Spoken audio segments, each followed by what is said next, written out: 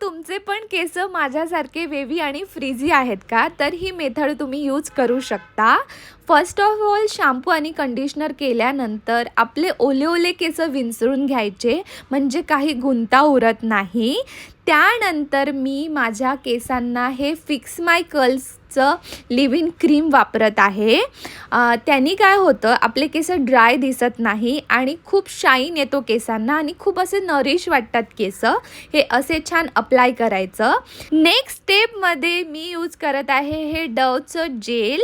यांनी काय होतं, म्हणजे आपले जे कर्ल्स असतात ते छान होल्ड करतं.